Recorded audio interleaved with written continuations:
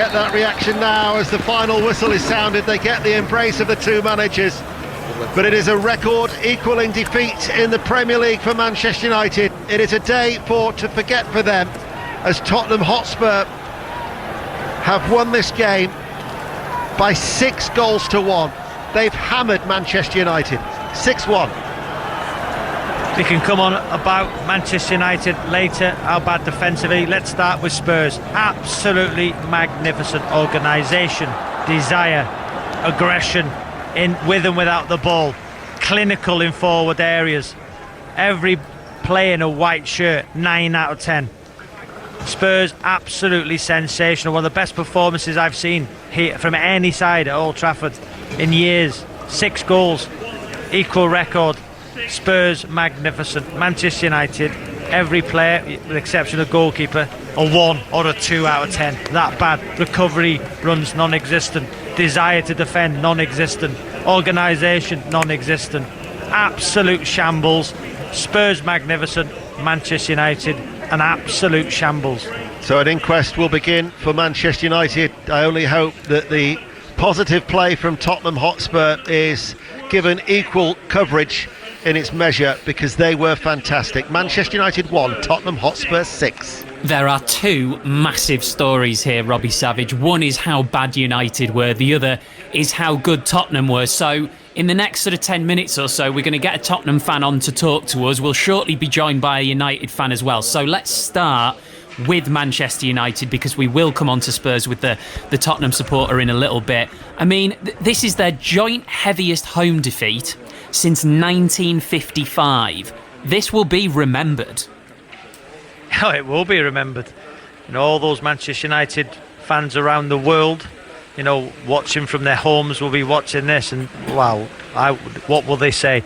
It's a great start. Let's not forget, great start. The front foot, Matic out wide to Rashford, won a throw in, and then they get a penalty. Martial, great penalty from Fernandes, his 10th, consecutive penalty he scored. Then it all fell apart defensively, out of shape, no leadership. The goals are just so bad. Luke Shaw kept going inside, over covering. Maguire at left back, not switching on, not running back. It's aggressive at the end there. 6-1 down by, trying to win a tackle and squaring up. Be a bit more aggressive, you're defending. Be a bit more aggressive in keeping the ball out your net. Harry Maguire, Manchester United captain. Seriously? Listen, he's a good player, he's an exceptionally well.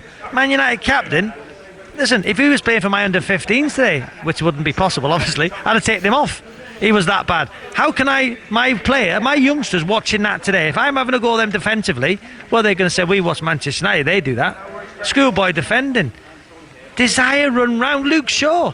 That tackle at the end on Lucas Moura. He's in the wrong position. Then he hasn't got the energy or the willingness to try and match Moura. I'll tell you what I'll do, I'll just smash him and bring him down and get a yellow card.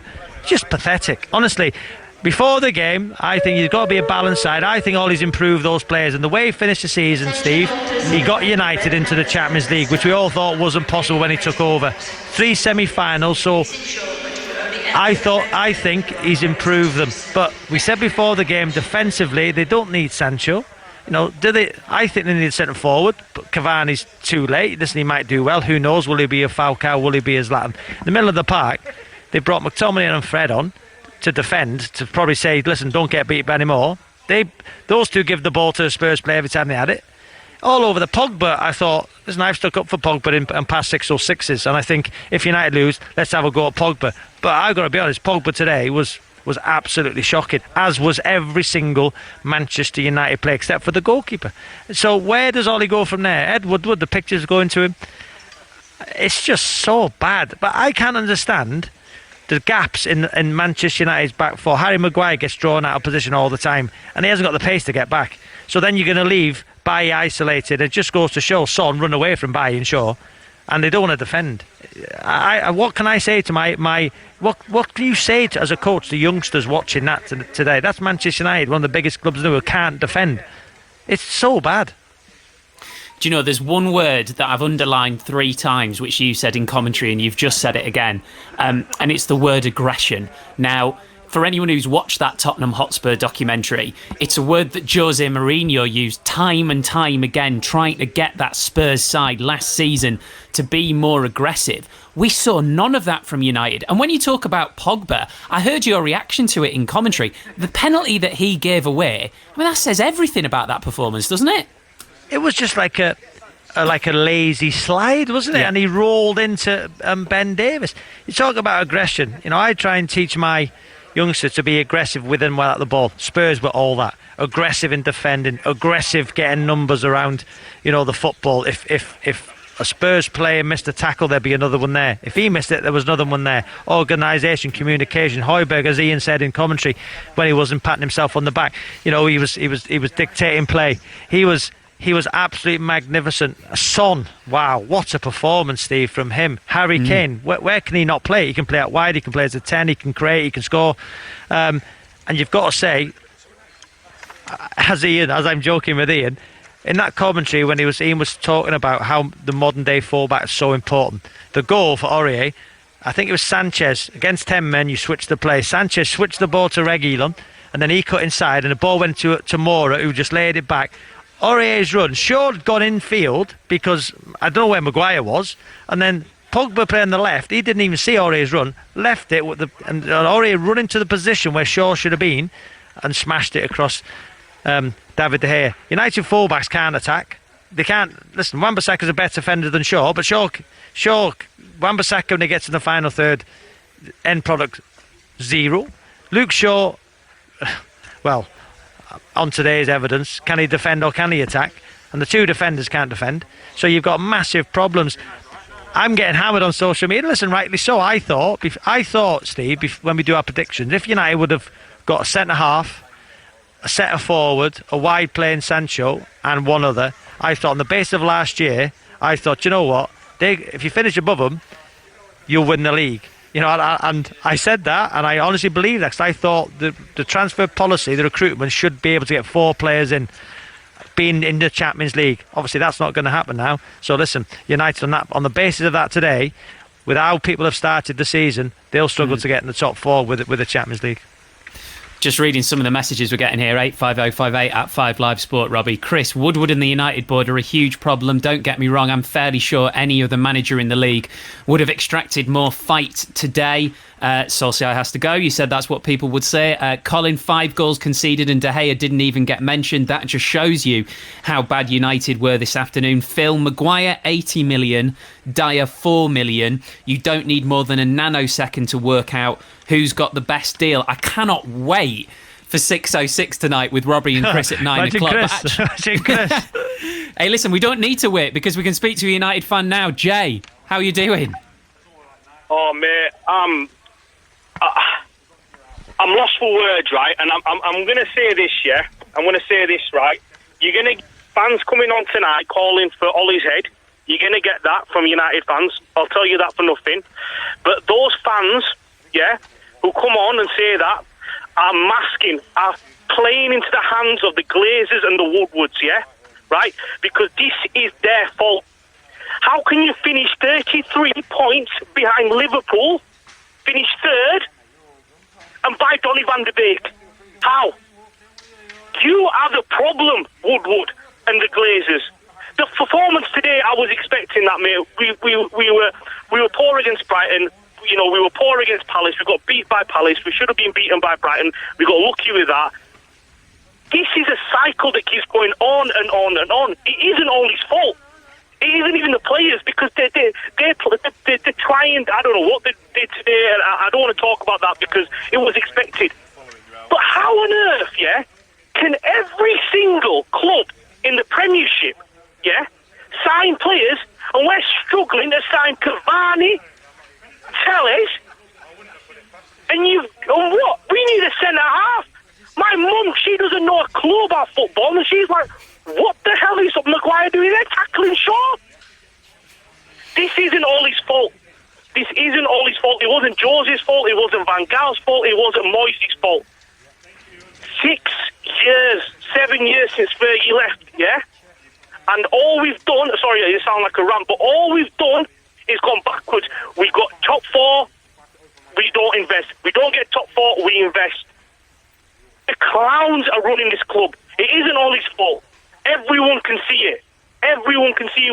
problem is. Ed Woodward, if you listen to this, mate, you've ruined our football club. You.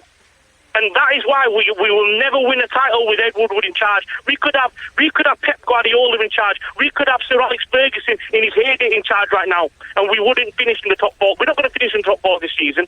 No chance, not after that. Jay, don't you worry about ranting. I love the passion. So what do you want to happen tomorrow? Like, I think back to previous years, and United have gone from absolutely nowhere and tried to sign somebody on deadline day. It was Josh King the other year, wasn't it? Even though it would show the lack of planning, if you could get a centre-back tomorrow, would you want it now?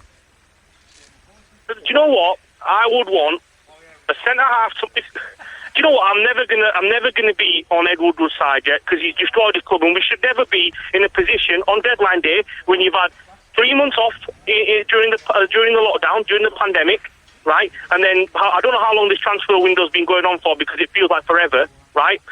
Whatever he does, even if we sign Messi, Ronaldo, Koulibaly, whoever it may be tomorrow, the problems will still be there. With 3 games in now, we finished 33 points last year behind Liverpool. We've already dropped, I don't know how many points we've dropped now, 3 today, 3 against Palace, we're 6 points behind. We are in a position because of the inability. And I'd honestly admit, we could sign all them players tomorrow, and it wouldn't mask over anything. And you know what? There's going to be every single United fan calling up tonight, and they'll be saying, "Ollie's got to go, Ollie's got to go." And that's what the club wants. That's what the Glazers want, because that masks over their inability, their incompetence, the lack of the English game, the lack of planning, preparation. Do you know what I mean? Somebody said, yeah, that you've got a financial director, a financial advisor, trying to build a house for you, trying to design your house. It doesn't work. And the club have let the fans down. We are the lifeblood of this club. The football comes first, not business, not signing deals with whoever, God knows who. That doesn't matter.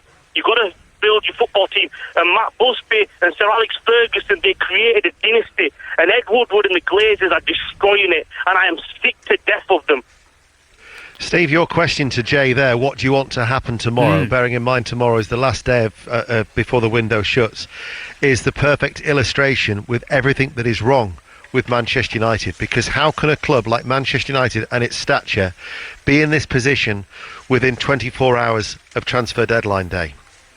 Where is the planning? Where is the strategy? Where is the direction that they're going?